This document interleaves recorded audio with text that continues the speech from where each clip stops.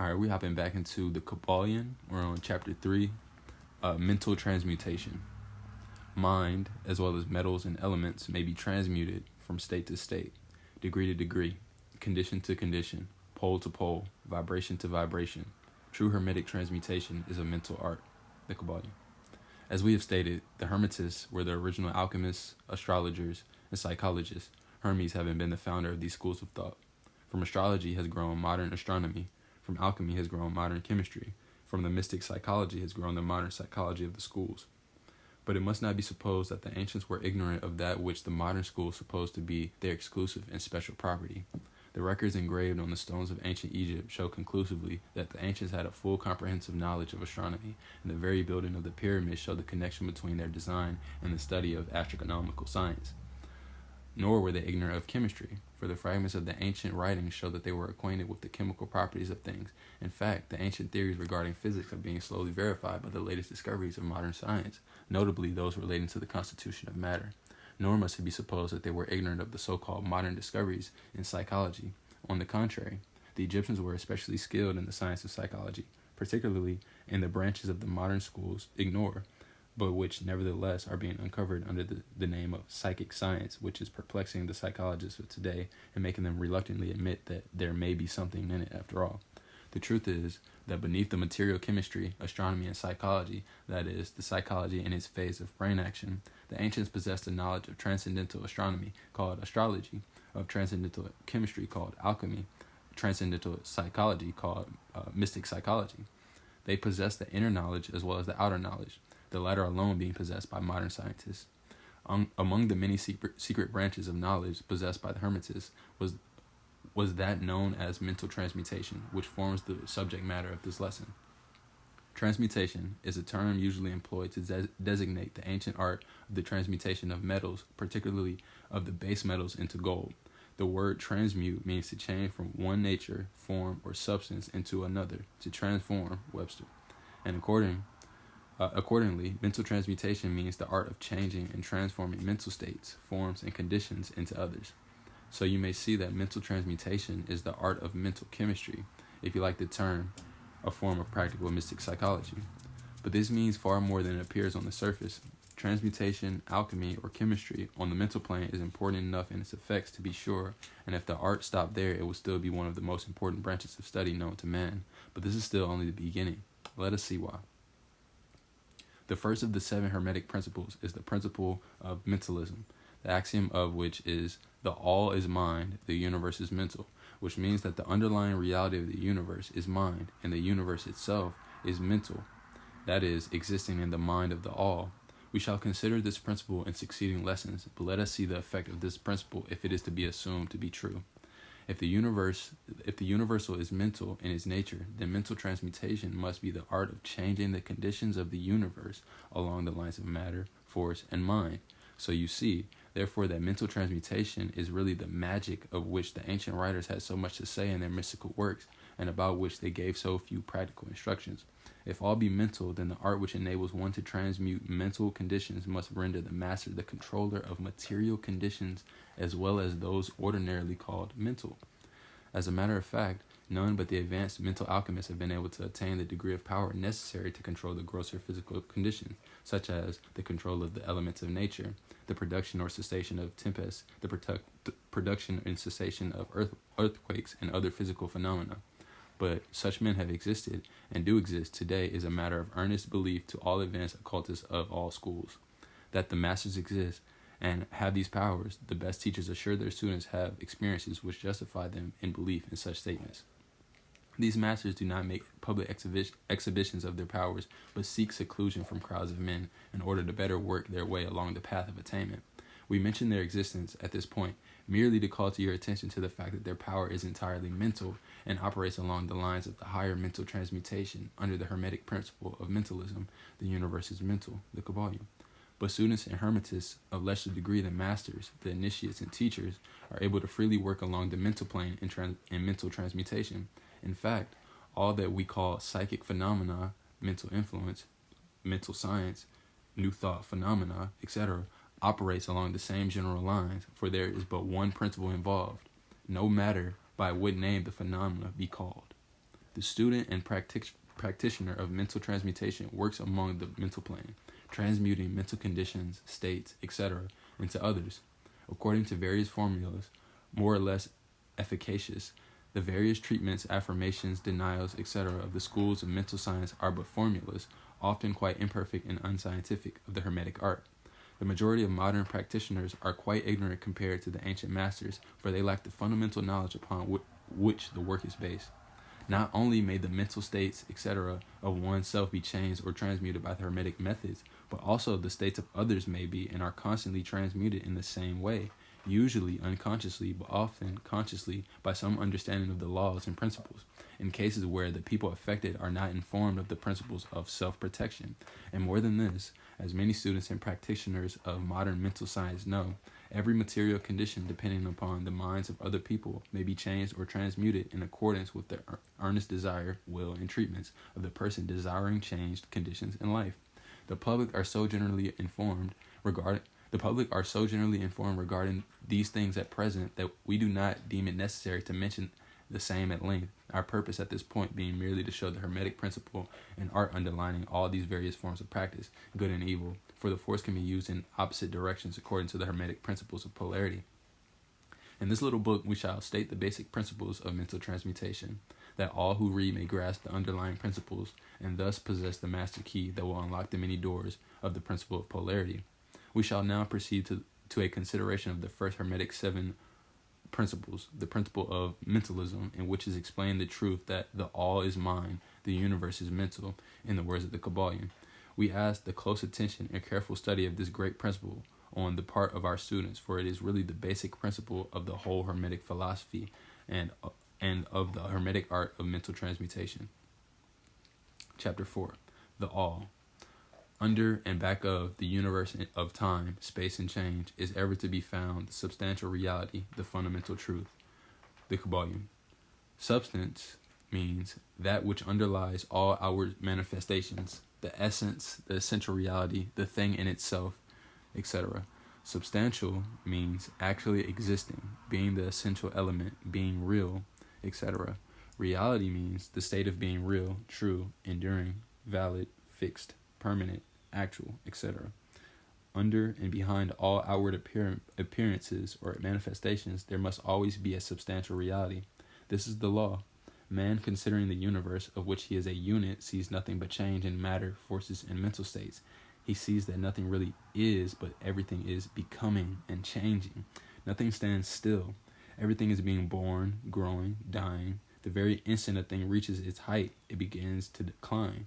The law of rhythm is in constant operation. There is no reality, enduring quality, fixity, or substantiality. In anything, nothing is permanent but change. He sees all things evolving from other things and resolving into other things, a constant action and reaction, inflow and outflow, building up and tearing down, creation and destruction, birth, growth, and death. Nothing endures but change, and if he be a thinking man, he realizes that all of these changing things must be outward appearances or manifestations of some underlying power or some substantial reality. All thinkers in all lands and in all times have assumed the necessity of postulating the existence of this substantial reality. All philosophies worthy of the name have been based upon this thought. Men have given to this substantial reality many names. Some have called it by the term of deity, under many titles. Others have called it the infinite and the eternal energy. Others have tried to call it matter, but all have acknowledged its existence. It is self-evident. It needs no argument. In these lessons, we have followed the example of some of the world's greatest thinkers, both ancient and modern. The Hermetic masters have called this underlying power, this substantial reality, by the Hermetic name of the All, which term we consider the most comprehensive of the many terms applied by man to that which transcends names and terms. We accept and teach the view of the great Hermetic thinkers of all times, as well as of those illumined souls who have reached their higher planes of being, both of whom assert that the inner nature of the All is unknowable. This must be so, for not by the All itself can comprehend its own nature and being.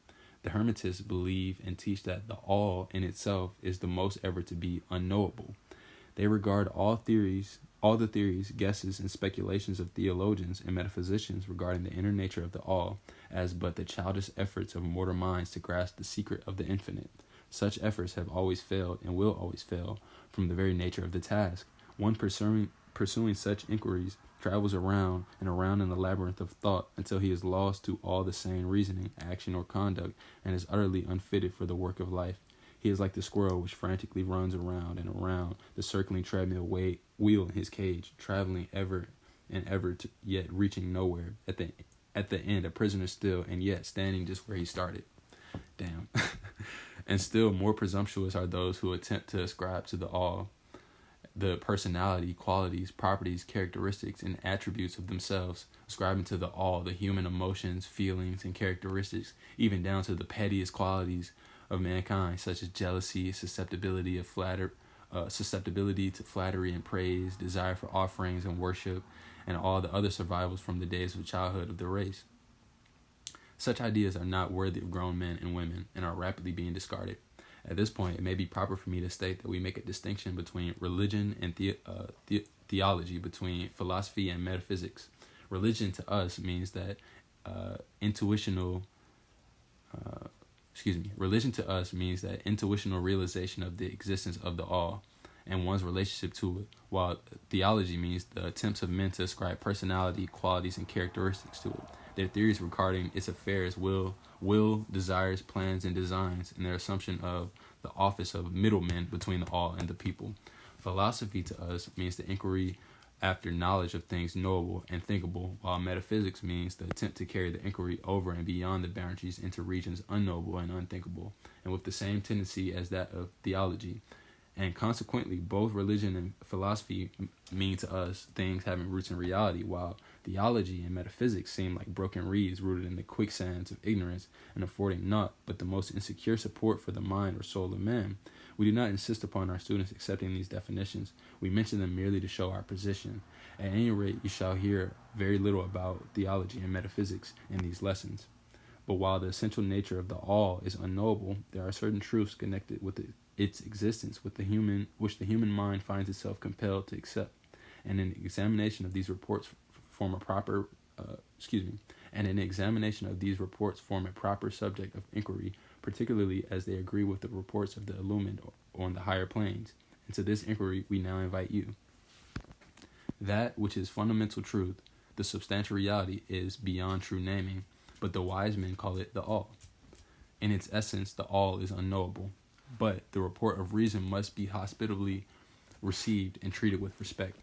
The human reason whose reports we must accept so long as we think all informs the human reason whose report we must accept so long as we think at all informs us as follows regarding the all, and that without attempting to remove the veil of the unknowable. 1.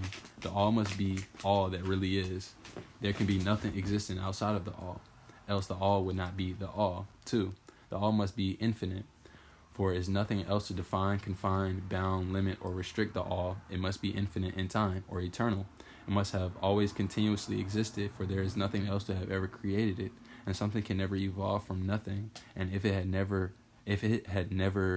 ever not been, even for a moment, it would not be now. It must continuously exist forever, for there is nothing to destroy it, and it can never not be, even for a moment, because something can never become nothing.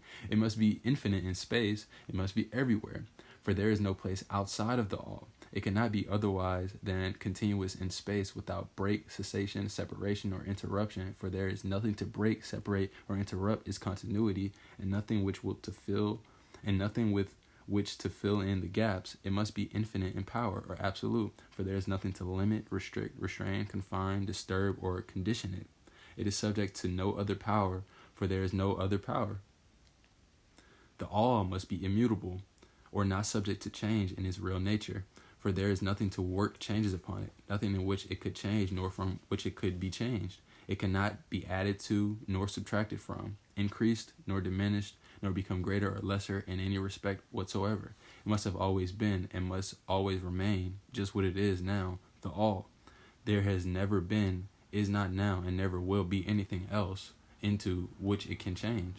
The all being infinite, absolute, eternal, and unchangeable, it must follow that Anything finite, changeable, fleeting, and conditioned cannot be the all.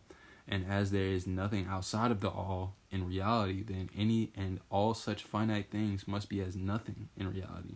Now, do not become befogged nor frightened. We are not trying to lead you into the Christian Science field under cover of Hermetic philosophy.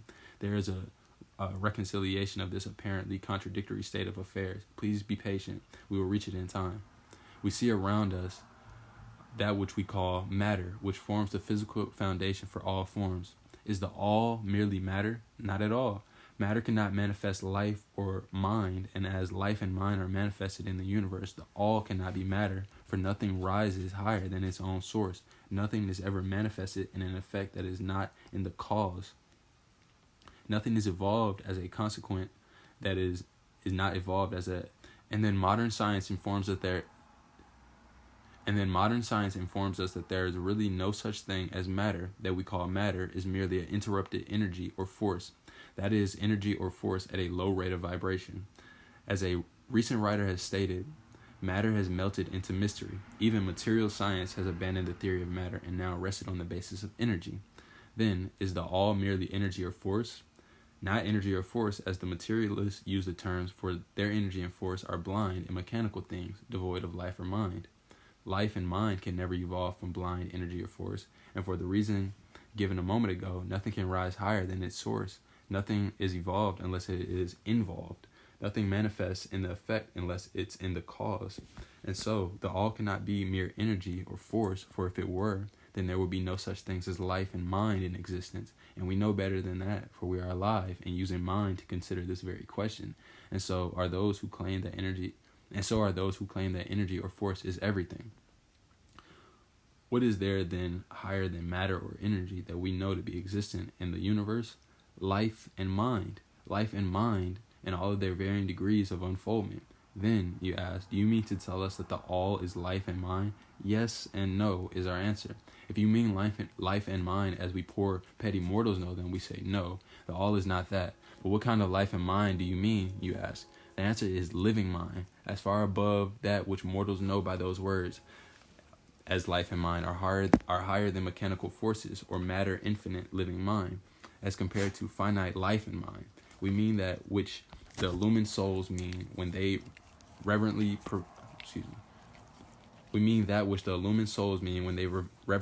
pronounce the word spirit. The all is infinite living mind. The illumined call it spirit.